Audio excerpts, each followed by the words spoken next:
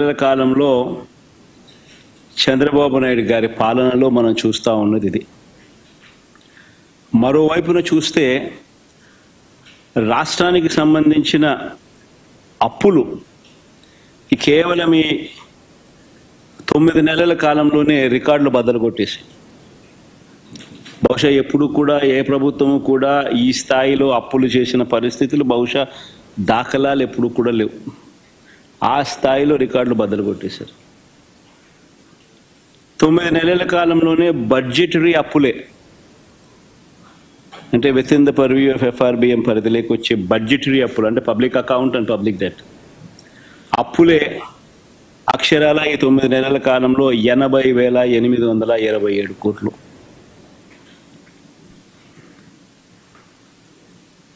ఇవి కాక ఈ 9 నెలల్లోనే అమరావతి పేరు చెప్పి ఇప్పటికే తెచ్చిన అప్పులు, తేబోతున్న అప్పులు, ఈ రెండు మరో 52,000 కోట్లు.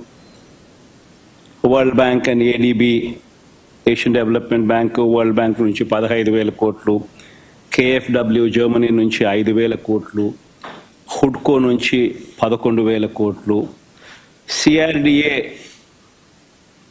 ఏకంగా కమిట్ అయిన అప్పులు, అంటే కమిట్ అయినారు, మరో 21,000 కోట్లు మేము రేస్ చేస్తామని చెప్పి.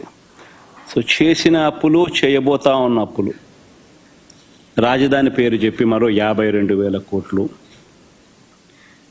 ఇవి కాక మార్క్ఫెడ్, సివిల్ సప్లైస్ కార్పొరేషన్ల ద్వారా మరో 8,000 కోట్లు, APMDC ద్వారా తేబోతున్న అప్పులు మరో 5,000 కోట్లు. అన్ని కలిపితే ఏకంగా తీసుకొచ్చి నా అప్పులు, చేయబోతున్న అప్పులు ఏకంగా 1,45,000 కోట్ల పైమాటే. ఇది నిజంగా ఒక రికార్డు. ఇది ఇంకో రికార్డు.